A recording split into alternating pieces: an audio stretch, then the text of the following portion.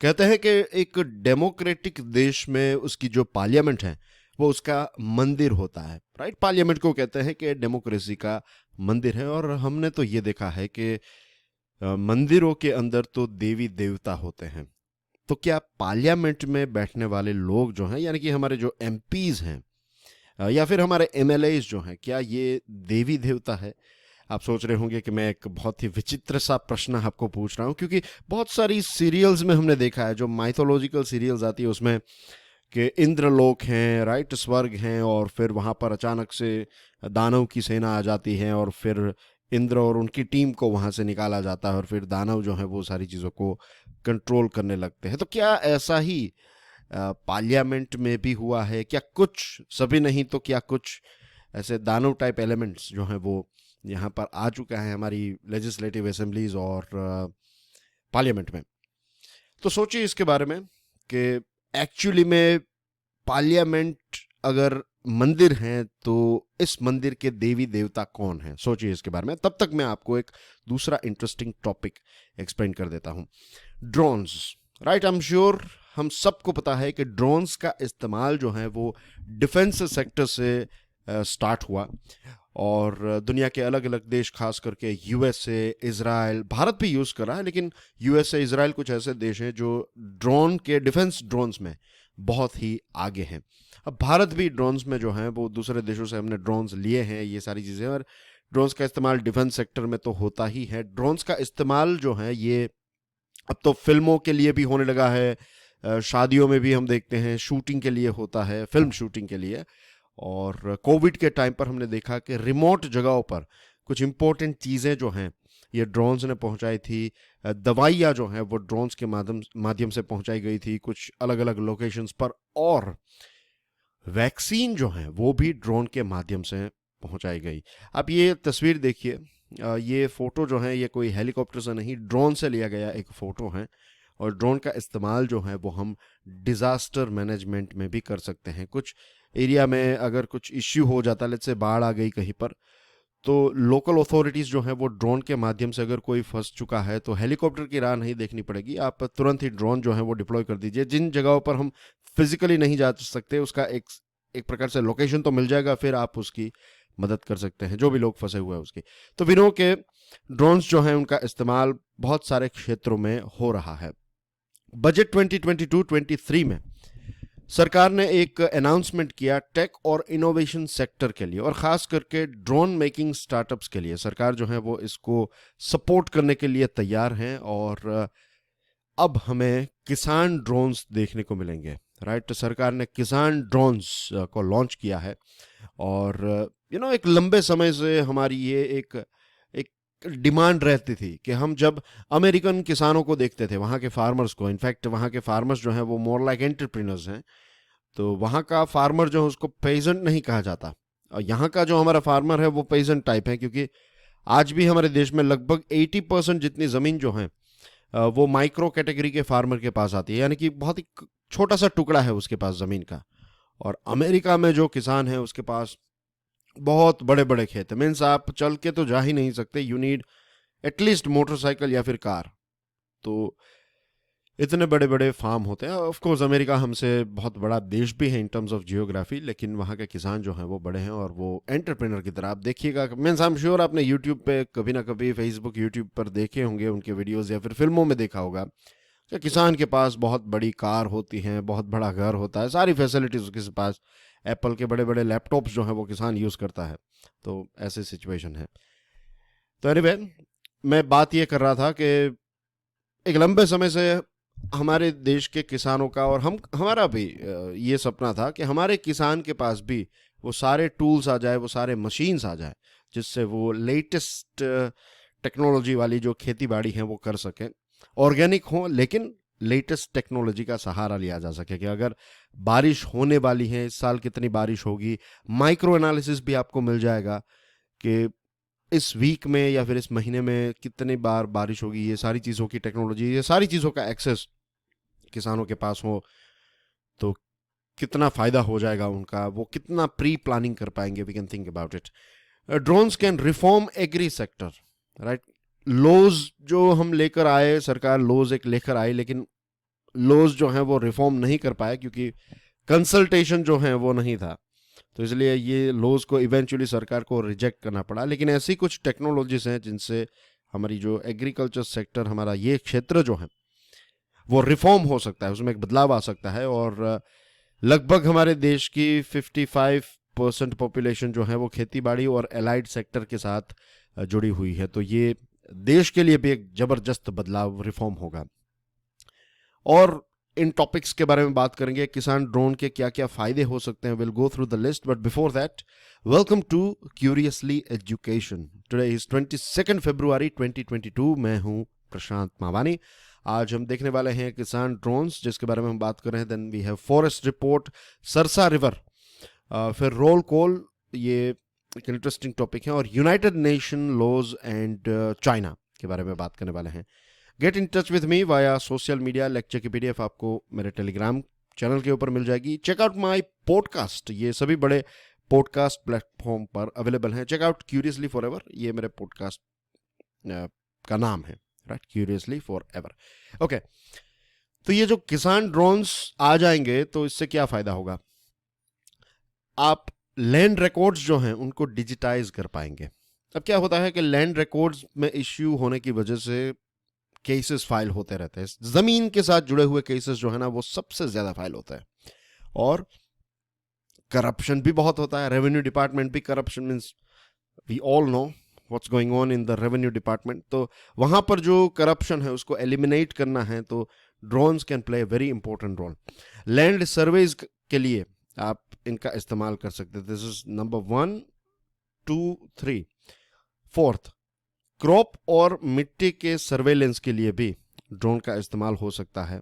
फिर क्रॉप के मैनेजमेंट के लिए ड्रोन का इस्तेमाल हो सकता है। और किसानों को जो पेस्टिसाइड है, कीटनाशक, आपने देखा होगा कि कैसे एक जैकेट जैसा होता है, एक बैग जैसा होता है, पीछे बड़ी सी टैंक होती है, और किसान जो है वो फिजिकली ये स्प्रे लगाता है पेस्टिसाइड का, और इससे उसकी हेल्थ के ऊपर भी इंपैक्ट आ सकती है। लेकिन ड्रोन के माध्यम से अगर स्प्रेइंग किया जाए तो किसान अपने घर बैठकर आराम से ये काम जो है वो कर सकता है, और फिजिकली भी उसके लिए थोड़ा ये इजी हो जाएगा कंपेयर टू दैट मैन्युअली उस चीज़ को कैरी करके स्प्रेड करना। तो ऐसी बहुत सारी चीज़ें जो है वो इस ड्रोन से, किसान ड्रोन से हो सकती है। एंड आई एम श्योर किसान ड्रोन का जब एक प्रॉपर सही इस्तेमाल होने लगेगा तो ये चीज़ों को हमेशा हमेशा के लिए, खास करके एग्रीकल्चर सेक्टर के लिए, हमेशा हमेशा के लिए रिफॉर्म कर देगा।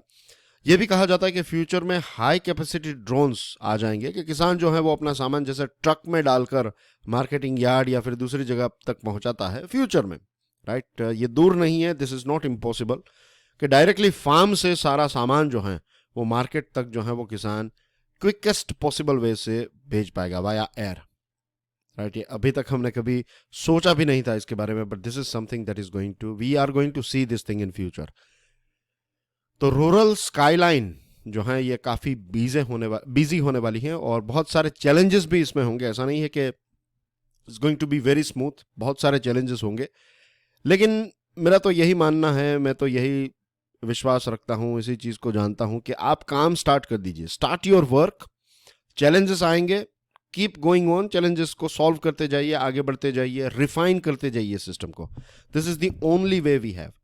और जितने बजट में अगर लोकल ड्रोन मैन्युफैक्चरिंग को ज़्यादा सपोर्ट दिया है, और सरकार का भी ये किसान ड्रोन से आग्रह यही है कि किसानों के लिए ड्रोन्स बनाए जाए, राइट, क्योंकि चाइना से जो ड्रोन्स आते हैं वो काफ़ी एक्सपेंसिव होते हैं।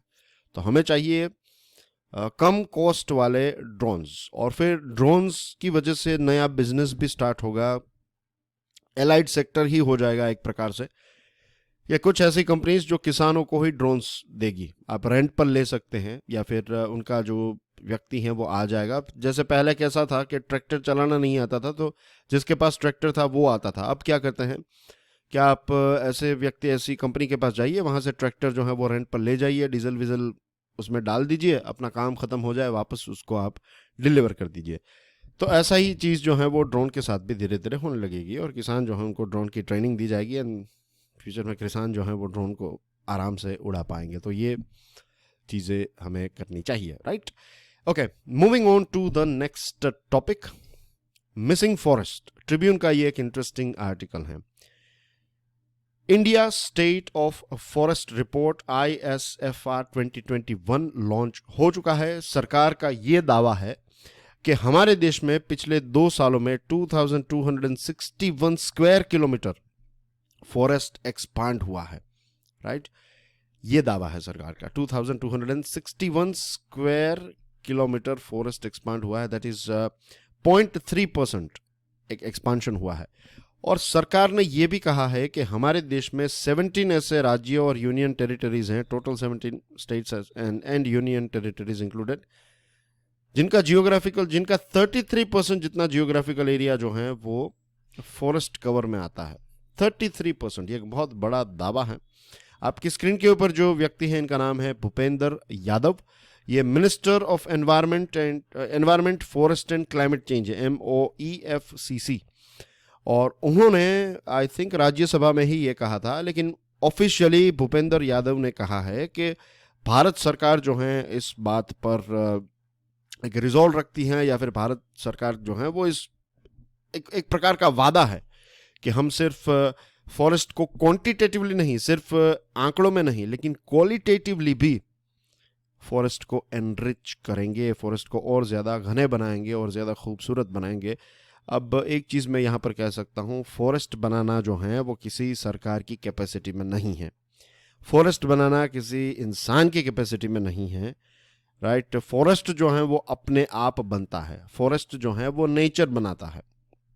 ये बात हमें बहुत क्लियरली समझ लेनी चाहिए, क्योंकि जब बेसिक कॉन्सेप्ट ही हमारा गलत है तो फिर एंड रिजल्ट भी गलत ही होंगे। लोग क्या करते हैं, या फिर एक क्या सिस्टम हो चुकी है कि आप जंगलों में से पेड़ काट लीजिए, राइट। आप ये जंगल हैं तो ये पूरा आपने क्लीन कर दिया, या फिर उसका एक पोर्शन जो है, इतना पोर्शन आपने यहाँ के पेड़ जो हैं वो काट लिए, और फिर आप क्या करेंगे, एक दूसरी जगह पर आप कुछ पेड़ लगाएंगे। आपने नीम के पेड़ लगा दिए, जो भी XYZ मिक्स में कुछ पेड़ लगा दिए, और आपने ये सोचा कि मैंने यहाँ पर जंगल क्रिएट कर लिया। हाँ, आपने एक ट्री कवर क्रिएट किया है कि यहाँ पर आपने पेड़ उगाए हैं, that is a good thing, लेकिन आप इस चीज को इसके साथ रिप्लेस नहीं कर सकते, क्योंकि यहाँ पर जो ग्रोथ हुआ था वो ऑर्गेनिक ग्रोथ हुआ था।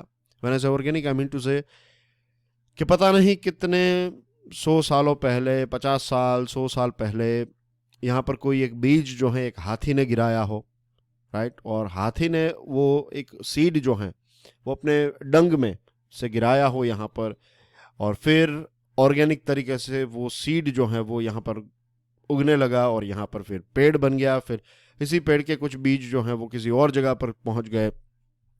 तो ये पूरी जो इकोसिस्टम है उसने इस चीज़ को क्रिएट किया है। आप कुछ लोग जाकर कुछ जंगल मीन्स पेड़ उगा दोगे, झाड़ लगा दोगे, तो ऐसा नहीं है कि ये पेड़ लगा दिया आपने, कुछ कुछ छोटे बड़े श्रब्स और हर्ब्स और सारी चीज़ें लगा दी, तो that is not jungle, right. जंगल या फिर फॉरेस्ट जो है वो उसकी क्वालिटी को हम मैच नहीं कर सकते, ये चीज़ हमें समझ लेनी चाहिए। बट एनीवे, मिनिस्टर साहब ने यह दावा किया है कि क्वालिटेटिवली हम जंगलों को या फॉरेस्ट को इम्प्रूव करेंगे। अब में से कुछ लोगों ने शायद सुनीता नारायण को देखा हो यूट्यूब पर या फिर टेलीविज़न चैनल पर, या फिर उनके आर्टिकल्स भी वो लिखते हैं। तो हु इज़ सुनीता नारायण? एक हमारे देश के बहुत ही फेमस एनवायरमेंटलिस्ट हैं और डायरेक्टर जनरल हैं centre for science and environment, और उनका ये दावा है कि सरकार ने ये जो आंकड़े दिए हैं ना, ये एक जो रोजी पिक्चर सरकार ने दिखाया है हमें, हकीकत जो है वो काफ़ी अलग है। उनका कहना यह है कि सरकार ने ऑफिशियली रिकॉर्डेड ये कहा है कि see here, let's read it out.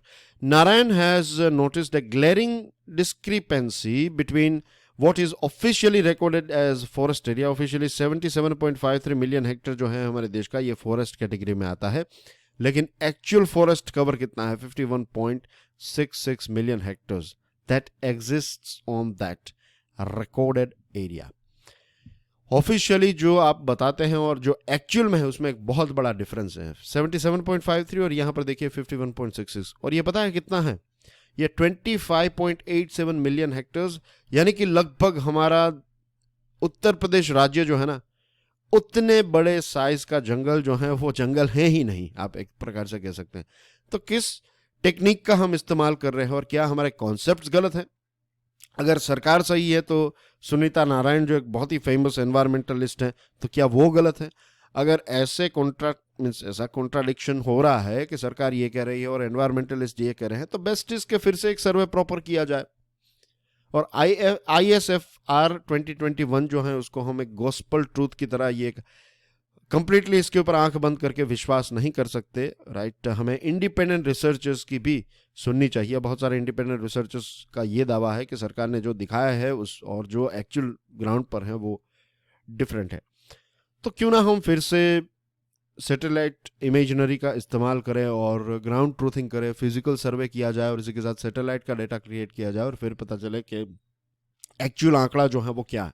क्योंकि देश और दुनिया को इंप्रेस करने के लिए हम आंकड़ा एक्साजरेट कर सकते हैं, लेकिन हकीकत से हम नहीं बच सकते। आज नहीं तो कल ये चीज़ हमारे सामने एक बहुत बड़ा प्रॉब्लम लेकर आएगी। और national mission for green India जो भारत सरकार ने लॉन्च किया है, अब देखिए उसमें से 1/5 almost 1/5 of the funds released to states and union territories for carrying out afforestation की जो एक्टिविटीज मैंने आपको बताया कि हम पेड़ पौधे ये सारी चीज़ें लगाते हैं, तो इस एक्टिविटी के लिए जो पैसे सरकार ने दिए थे स्टेट्स और यूनियन टेरिटरीज को, तो उसमें से 1/5 यानी कि 20% जितना पैसा जो है वो आज भी ऐसे ही पड़ा हुआ है, उसका कोई इस्तेमाल नहीं हुआ है। तो यहाँ पर स्पीड भी जो है हमारी वो उसेन बोल्ट वाली नहीं है, एक स्नेल स्पीड से हम काम कर रहे हैं। पैसे होने के बावजूद भी एफोरेस्ट्रेशन की एक्टिविटीज़ नहीं हो रही है। तो ये डेफिनेटली एक चिंता का विषय तो है ही हमारे देश के लिए, क्योंकि एनवायरनमेंट की बात करें तो ऐसे इश्यूज दूसरे क्षेत्रों में भी देखने को मिलते हैं। तो नेक्स्ट टॉपिक में हम बात करेंगे नदियों के बारे में। Let's move on. Sarsa river toxic, ये ट्रिब्यून का एक इंटरेस्टिंग आर्टिकल है। सबसे पहले तो आप जियोग्राफिकली ये समझ लीजिए कि सरसा नदी, we are not talking about Sirsa, we are talking about Sarsa.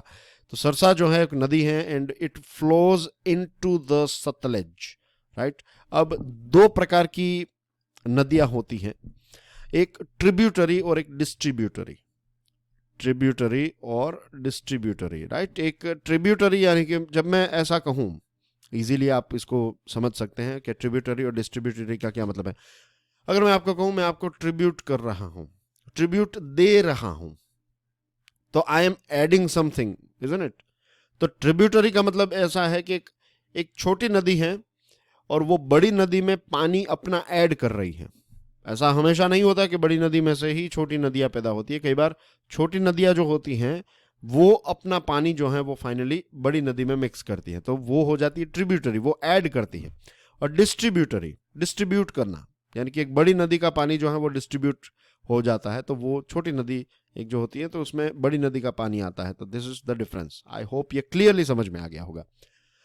अब ये सरसा जो है इसको लोकेट कर लेते हैं। आप देखिए ये है सरसा रिवर और यहाँ पर आप देखिए ये है सोन रिवर है, ये सतलुज रिवर है, और ये सोन रिवर जो है वो यहाँ पर ऐड हो जाती है और फिर ये सतलज जो है वो यहाँ से यहाँ तक मुड़ जाती है, तो यहाँ से सरसा जो है वो अपना पानी इसमें ऐड कर देती है। ठीक है, तो ये लोकेशन जो है ये बेस्ट, मुझे यही मैप था ऑनलाइन अवेलेबल, इससे अच्छा कोई और मैप था ही नहीं। तो this is the best we have. Okay, अब सरसा नदी न्यूज़ में क्यों है? ऑफ कोर्स एनवायरनमेंट में की बात करें तो नदियों के साथ क्या हो रहा है, नदियों को टॉक्सिक बनाया जा रहा है। नदियों को एक प्रकार से बड़ा सा नाला हम सोचते हैं कि सारी चीज़ें नदियाँ में नदी जो है उसमें फेंक दो, सारी चीज़ें पवित्र हो जाएगी। ऐसा नहीं होता है। फार्मा इंडस्ट्री, टेक्सटाइल, डाइंग, फिर food industry, paper production industry पिछले लगभग 2 दशक से अपना कुछ ना कुछ कचरा जो है, जो भी वेस्टेज है उनका एफ्लुएंट है, वो इस नदी में डालते रहते हैं। और ये नदी जो है ये नाले से बदतर हालत इसकी हो चुकी है। अब लेटेस्ट रिपोर्ट ये आया है कि ये जो बद्दी बारोती वाला नालागढ़ एरिया है, तो यहाँ पर कुछ 37 फार्मास्यूटिकल फर्म्स हैं, दवाई बनाने वाली कंपनीज हैं, और ये कंपनीज जो है ना ये अपना जो एफ्लुएंट है वो यहाँ पर छोड़ देती है। अब इन कंपनीज को क्या कहा गया है कि आप जो हैं ये कॉमन एफ्लुएंट ट्रीटमेंट प्लांट के नॉर्म्स को फॉलो करें। आप अगर पानी छोड़ रहे हैं तो उसको एक लेवल तक आपको साफ करके देना है, उसके बाद ये पानी जो है वो इसमें रिलीज किया जा सकता है। लेकिन वो सारी चीज़ें करने में तो पैसे लगेंगे, मेहनत लगेगी, तो ये सारी चीज़ें कौन करे, कौन देखने के लिए आएगा? जो भी आएगा उसको हाथ में पैसे दे दो and your job is done, move on, right? बनाओ पैसे, भले ही नेचुरल एनवायरनमेंट जो है वो बिगड़ जाए। तो this is a rough example of common effluent treatment plant. और इसमें पानी जो है उसको ये बड़े बड़े जैसे टैंक टाइप होते हैं, तो यहाँ पर पानी जो है उनको एल्गी और दूसरी चीज़ों के साथ मिक्स करके फिर इसको प्यूरिफाई किया जाता है और फिर वापस इसको नेचुरल एनवायरनमेंट में छोड़ा जाता है। अनरेगुलेटेड और अनट्रीटेड एंटीबायोटिक पॉल्यूटेंट्स की वजह से एंटी माइक्रोबियल, कल हम बात कर रहे थे, रिमेंबर कि हमने बात की थी कैसे आपकी जो एक ये एंटी माइक्रोबियल या फिर एंटी जो ड्रग रेजिस्टेंस सिचुएशन हो जाती है, तो उसके पीछे रीजंस हमने कल देखे थे। इस प्रकार का पानी जो है ना, इससे भी ये चीज़ हो सकती है। और जस्ट इमेजिन फ्लोरा और फोना, जो वाइल्ड एनिमल्स हैं, उनकी हालत क्या होती होगी ये पानी पीकर। और हमारे जो लाइव स्टॉक्स हैं, लाइव स्टॉक्स यानी कि जो पशु हैं, गाय भैंस, जब वो पानी पीते हैं, ऐसा पानी पीते हैं, तो उनकी तबीयत भी ख़राब होती है, उनके दूध में इस प्रकार की चीज़ें मिक्स हो जाती हैं और फिर वो हमारे पेट तक पहुंच जाती है। और बहुत बार तो यहाँ पर मरी हुई मछलियाँ जो हैं ये नालागढ़ एरिया में देखने को मिली हैं। तो ये सारी चीज़ों की वजह से एनवायरनमेंट डिस्ट्रॉय हो रहा है। लॉकडाउन के टाइम पर ये देखने को मिला और दिल्ली जैसे शहर में भी देखने को मिला था कि जो उनका एयर क्वालिटी है वो काफ़ी इंप्रूव हो गई थी। तो लॉकडाउन के टाइम पर ये जो सरसा नदी है उसका पानी काफ़ी इंप्रूव हो गया था, क्योंकि लोग यहाँ पर जो फैक्ट्रीज, यहाँ पर जो चीज़ें डाल रही थी, ये सारी फैक्ट्रीज बंद थी। जैसे ही फैक्ट्री स्टार्ट हुई फिर से इसकी हालत जो है वो ख़राब हो गई। और यहाँ पर सिर्फ सरसा नदी की बात नहीं हो रही है दोस्तों, हमारे देश की लगभग सारी नदियों की यही हालत है। अब पानी की वजह से विश्व युद्ध 3 हो सकता है, ऐसा कहते हैं। और ये पुरानी बात है, लगभग 8-9 सालों से ये बात चल रही है कि अगर विश्व युद्ध 3 होगा तो एक चीज़ की वजह से होगा, दैट इज़ वाटर, पानी। हम सब जानते हैं कि वैसे तो पृथ्वी पर 70-71% पानी है, लेकिन ये 70-71% पानी जो है ना, इसमें से लगभग 0.% जितना पानी ही हम इस्तेमाल कर सकते हैं। बाकी का सारा पानी जो है वो हम इस्तेमाल नहीं कर सकते। कई लोग कहेंगे कि टेक्नोलॉजी आएगी और डीसैलिनेशन होगा, और हाँ, हो रहा है डीसैलिनेशन जो है, दैट इज़ गोइंग ऑन और काफ़ी सक्सेसफुल भी है। लेकिन जस्ट इमेजिन कि मुंबई के अलग अलग एरियाज में आप पानी पहुंचा पाएंगे, लेकिन क्या मुंबई में आपने डीसैलिनाइज जो पानी किया वो आप दिल्ली तक पहुंचा पाएंगे? कितनी एनर्जी की रिक्वायरमेंट होगी? तो दैट इज़ नॉट सस्टेनेबल। ये इसका सॉल्यूशन नहीं है कि चीज़ों को बिगाड़ दे और फिर हम दूसरा एक प्रॉब्लम, ये प्रॉब्लम सॉल्व करने के लिए एक दूसरा सॉल्यूशन निकाले, फिर उस सॉल्यूशन की वजह से एक दूसरा प्रॉब्लम क्रिएट हो रहा है, उसके लिए फिर एक और सॉल्यूशन और फिर एक और प्रॉब्लम। तो ये चेंज जो है वो चलती रहेगी, इसमें से हम कभी बाहर नहीं निकलेंगे। तो जो नेचर है उसको तो हमें प्रोटेक्ट करना ही चाहिए। अब ऐसा नहीं है कि यहाँ के लोग ही सारी चीज़ें ख़राब करें। ये जो CETP है इसमें भी बहुत सारी इरेगुलरिटीज़ हैं। ये भी प्रॉपर तरीके से सिस्टम काम नहीं करती हैं, और इसमें भी इतनी इरेगुलरिटीज़ हैं कि 2020 में पोल्यूशन कंट्रोल बोर्ड ने ये CEPT को 1 करोड़ का एनवायरमेंटल कॉम्पनसेशन, एक प्रकार का फाइन लगाया। और ये पाया गया कि ये जो CETP है ये प्रॉपर तरीके से काम नहीं करती है, और टर्शियरी ट्रीटमेंट फैसिलिटी जो इसको करनी चाहिए वो भी इसने इंस्टॉल नहीं की है। ये सारा पानी जब नदियों में मिक्स होता है तो धीरे धीरे ये मिट्टी के साथ भी मिक्स हो जाता है और फिर ग्राउंड वाटर तक पहुंचता है। तो कई बार ऐसा होता है कि जाने अनजाने में हम जो पानी पीते हैं वो पानी भी इस प्रकार के टॉक्सिक या फिर ऐसे जहरीले मटेरियल वाला पानी होता है। वो दिखाई नहीं देते लेकिन उसमें होता है। तो ये जो भी वायोलेशंस कर रहे हैं ये इंसानों के जीवन के साथ खेल रहे हैं। और पंजाब में तो हमने देखा कि एक्सेसिव केमिकल की वजह से वहाँ पर कैंसर ट्रेन्स चल रही हैं। अगर यही चीज़ें चलती रही तो भगवान ना करे, लेकिन वो दिन दूर नहीं है जब ये इलाके में, ये जो सरसा वाला इलाका है, और ऐसे हमारे देश के बहुत सारे दूसरे इलाके हैं जहाँ पर इस प्रकार की ट्रेन्स जो है वो हमें देखने को मिलेगी। और ये लालच, लोभ, लैक ऑफ एक ख़राब एटीट्यूड की वजह से ये सारी चीज़ें होगी। लेकिन जस्ट इमेजिन कितने सारे लोग जो हैं वो इससे, कितने सारे परिवार जो हैं वो बर्बाद हो जाएंगे। Roll call. नेक्स्ट टॉपिक है टेलीग्राफ न्यूज़पेपर का। ये टॉपिक है। आप सोच रहे होंगे कि हिंदू न्यूज़पेपर के आर्टिकल्स क्यों नहीं आ रहे हैं। हिंदू का आर्टिकल भी हैं, लेकिन as you know my style, जो बेस्ट आर्टिकल होते हैं वो चाहे किसी भी न्यूज़पेपर के क्यों ना हो, इट डजेंट मैटर, आपकी एग्जामिनेशन और सिलेबस के लिए जो भी बेस्ट टॉपिक है उसी टॉपिक को यहाँ पर ऑन बोर्ड लिया जाता है। ऐसा नहीं है कि कोई एक फेमस न्यूज़पेपर बन चुका है या फिर बना दिया है तो फिर उसके ही सारे आर्टिकल्स को हम समझा करेंगे, ऐसा नहीं है, ऐसा होता भी नहीं है। ये पैटर्न वैसे तो यूपीएससी ने भी तोड़ दी है कि सिर्फ आप एक न्यूज़पेपर को पढ़ के यूपीएससी क्रैक कर लेंगे, तो ऐसा नहीं है, that will not work. UPSC या फिर स्टेट लेवल की रियलिटी में ये होना चाहिए कि आपके सिलेबस के साथ जुड़ा हुआ जो टॉपिक है वो आपको समझना चाहिए। एनीवे, लेट्स मूव ऑन, वो बातें तो हम करते रहेंगे। करप्शन, इन्फ्लुएंस ऑफ मनी, ये सारी चीजें हमारे पॉलिटिक्स में काफी ज्यादा हैं, and I am sure it is not a surprise to you guys, right. अब क्या हमारे देश की सबसे बड़ी कमजोरी ये है, या फिर हमारे देश में जो भी कमजोरियां हैं उसके पीछे सबसे बड़ा कारण ये है कि हमारी जो लेजिस्लेटिव सिटिंग है वो बहुत ही कम है। लोकसभा की बात करें तो साल में 60 डेज से भी कम दिनों तक लोकसभा की मीटिंग होती है। यूएसए, यूके, जापान जैसे देशों में 100 से भी ज्यादा दिनों तक वो लोकसभा में इन्वेस्ट करते हैं। ओडिशा, केरला जो बेस्ट परफॉर्मर्स है उनमें 50 से भी कम दिनों तक बैठक होती है, और अभी हमने देखा कि उत्तर प्रदेश में तो 25 से भी कम का आंकड़ा हमने देखा था, याद होगा आपको। आज वही जो टॉपिक है उसको एड ऑन के तौर पर हम यहाँ पर इसको डिस्कस कर रहे हैं। अब हमारे जो इंडिया के लेजिस्लेचर्स है ना, हम कहते हैं इनको law makers. Who are the law makers? हमारे एमएलएज और एमपीज को हम लॉ मेकर्स कहते हैं, लेकिन जेन्युइनली अगर देखा जाए तो they are not law makers. पता है क्यों? 1952 से अभी तक अगर आप देखें तो सिर्फ 14 मेंबर प्राइवेट मेंबर बिल्स जो हैं उनको लॉ में हमने तब्दील किया। What is private member bill? अभी हमने देखा था शशि थरूर साहब ने एक आर्टिकल लिखा था, याद है ना आपको, जो हमने डिस्कस किया था 2-3 दिन पहले। तो शशि थरूर साहब जो हैं ये ऑपोजिशन में है, लेकिन वो एक इंटरेस्टिंग बिल लेकर आते हैं और पार्लियामेंट में रखते हैं। ऐसा हो सकता है, ऐसा नहीं कि सरकार ही बिल रखे, कोई भी प्राइवेट मेंबर जो है वो बिल रख सकता है और वो बिल पास हो जाए तो फिर वो कानून बन सकता है हमारे देश का।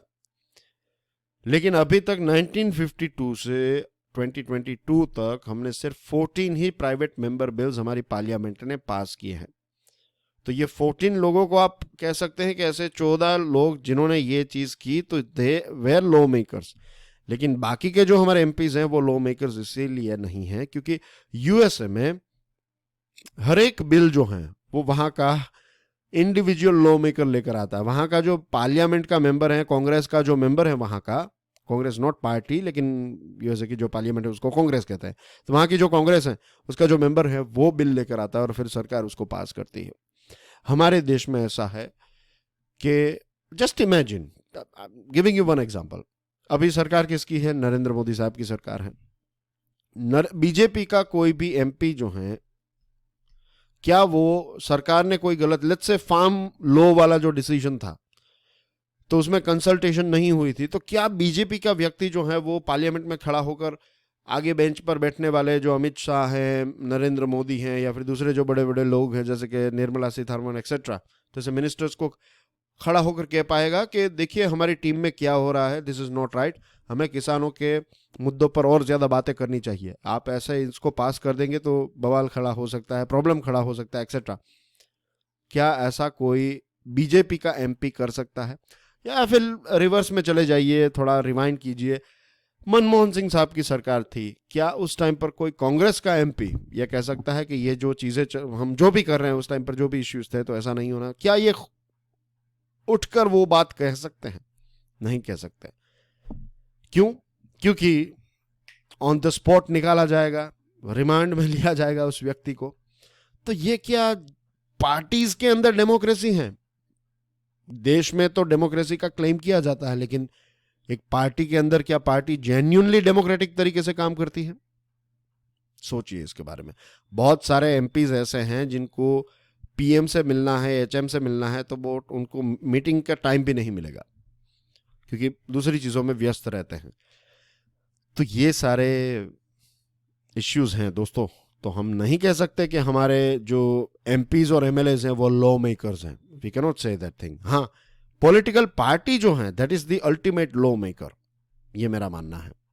जो भी पार्टी पावर में होती है वो पार्टी और उसके जो टॉप ब्रास है, उनका जो टॉप पर बैठने वाले जो टॉप मैनेजमेंट है वो लॉ मेकर हैं। बाकी सारे के सारे एमपीज जो हैं हमारे देश के, चाहे ओपोजिशन के हो चाहे रूलिंग पार्टी के हो, टेक्निकली देखा जाए तो they are not law makers. हाँ, हम उनको खुश रखने के लिए उनको लॉ मेकर कहिए, उनका ईगो सेटिस्फाई हो जाएगा, दैट्स अ गुड थिंग, लेकिन जेन्युइनली वो नहीं है।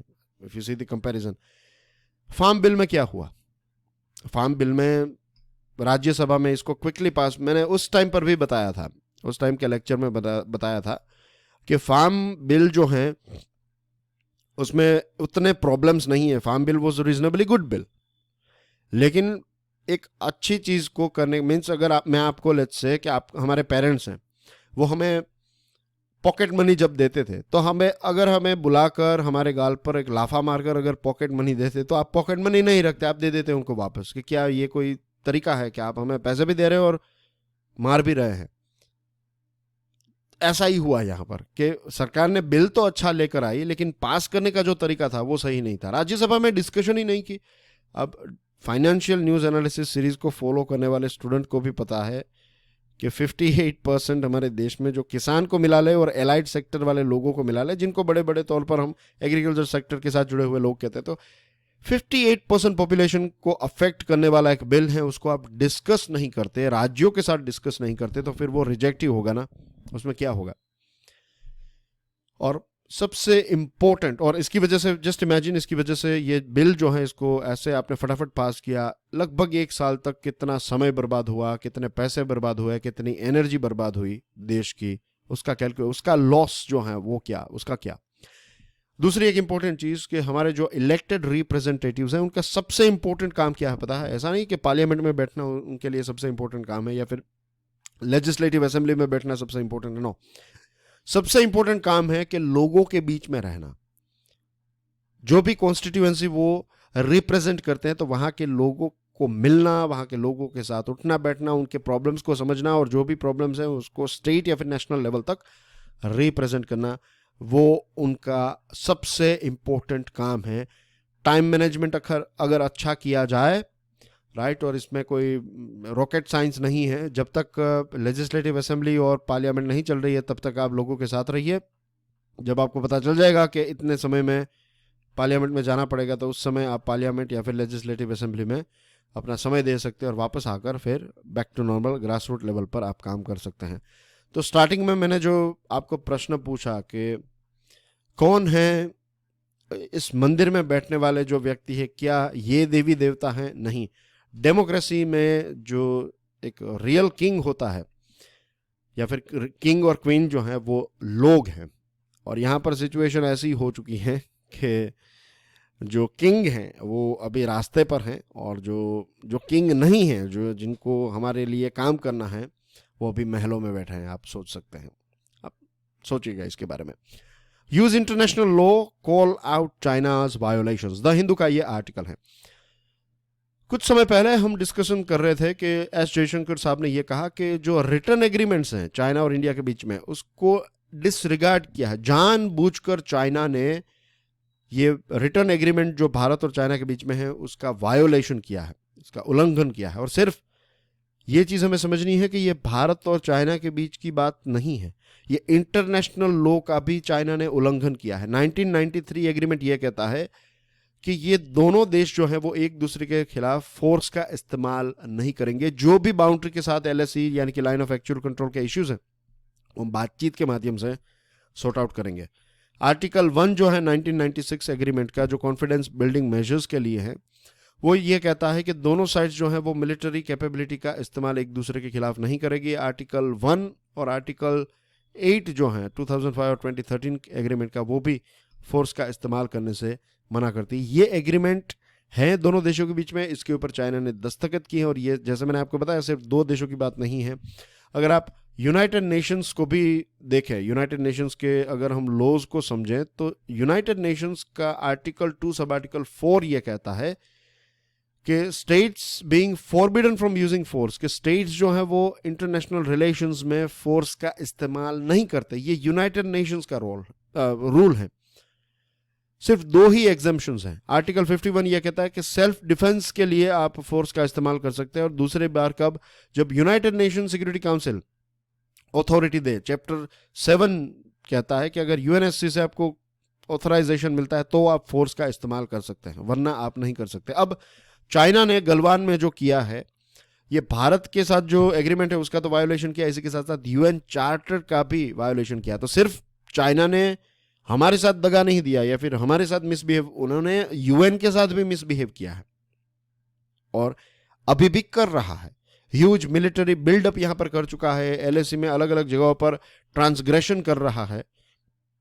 2016 मैंने अब कुछ दिनों पहले क्यूरियसली फॉरएवर पर एक वीडियो लॉन्च किया था और उसमें मैंने बात की थी कि फिलीपाइंस के बारे में मैंने बात की थी।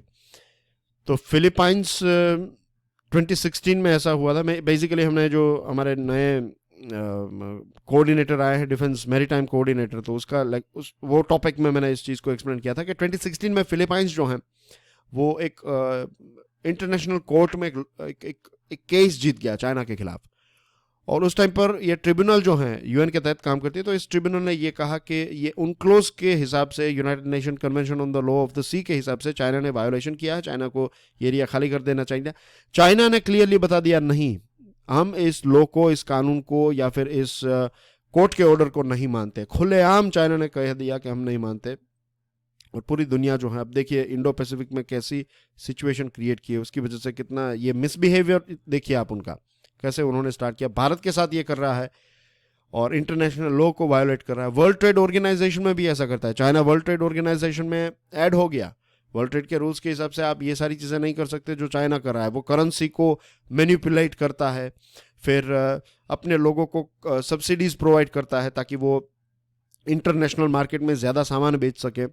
इंटेलेक्चुअल प्रॉपर्टी राइट, आपने आईफोन बनाया और चाइना में प्रोडक्शन करने के लिए गए, वो चोरी करके वहाँ के लोग जो है ना वो आपके डुप्लीकेट आईफोन को बनाएंगे। चाइना की सरकार उनको कुछ नहीं कहेगी और फोर्स करती रहेगी कि आप टेक्नोलॉजी शेयर कीजिए। टेक्नोलॉजी जैसे ही शेयर करेंगे, R&D के पैसे तो बच गए, इसी टेक्नोलॉजी का इस्तेमाल करके वो फिर दूसरी कंपनीज बना लेगा। न्यूक्लियर नॉन प्रोलिफरेशन ऑब्लिगेशंस में भी ऐसा हुआ है। ये साउथ कोरिया और पाकिस्तान, ये से कुछ देशों के पास जो ये वेपन्स आ गए हैं, न्यूक्लियर वेपन्स, तो कैसे आए हैं? चाइना ने उनकी सीक्रेटली मदद की है। चाइना पहले एग्रीमेंट साइन करता है तो देश दुनिया को ये लगता है कि चलो चाइना ने तो इस एग्रीमेंट को साइन कर लिया, लेकिन पीछे से चाइना ये सारी चीज़ें जो है वो गलत करते रहता है। तो ये एक आदत बन चुकी है इस देश की। और अगर भारत को इस देश को टैकल करना है तो हमें इंटरनेशनल लेवल पर एक बड़ी सी टीम बनानी पड़ेगी, क्योंकि ये बात सिर्फ भारत की नहीं है, ये बात यूएन की भी है। तो लाइक माइंडेड देश जो हैं वो मिलकर एक टीम बनकर चाइना को अगर कंट्रोल करेंगे तभी ये हो पाएगा। अकेले कोई देश जो है वो अब इस ड्रैगन को कंट्रोल नहीं कर सकता, because it is like a fire spitting dragon हो चुका है, ये बहुत बड़ा ड्रैगन बन चुका है। तो together only we can handle it. And that's everything in today's discussion dear friends. MCQ का जो आंसर है दैट इज करनाम मलेश्वरी 2000 में, इन द ईयर 2000 उन्होंने ओलंपिक मेडल जीता था। फ्रीडम कॉन्वॉय जो है ये किस चीज़ के साथ, किस देश के साथ जुड़ा हुआ टॉपिक है, बताइए। 4 ऑप्शंस हैं और आपके लिए आंसर राइटिंग का जो टॉपिक है वो ये है कि क्या यूनाइटेड नेशंस को अपग्रेड की आवश्यकता है, क्या अपग्रेड करना ज़रूरी है? सोचिए इसके बारे में and stick your answer in the comment section. Thank you very much दोस्तों, आपकी कमेंट्स मैंने पढ़ी और आपको वीडियो एनालिसिस जो है वो काफ़ी पसंद आ रहा है। आप में से एक स्टूडेंट ने तो इसको शेयर भी किया है फेसबुक पर और कहा है कि जो भी सिविल सर्वेंट्स हैं उनको इस सीरीज़ को देखना चाहिए। तो thank you very much for your love and support. हमारी चैनल को सब्सक्राइब करना ना भूलें, वीडियो को शेयर करते रहिए। वीडियो पसंद आए तो हिट द लाइक बटन। अपना रिव्यू और आंसर जो है वो कमेंट सेक्शन में ज़रूर पोस्ट कीजिएगा। And that's everything from my side. I will see you soon with financial news analysis. Enjoy your studies, stay curious. जय हिंद।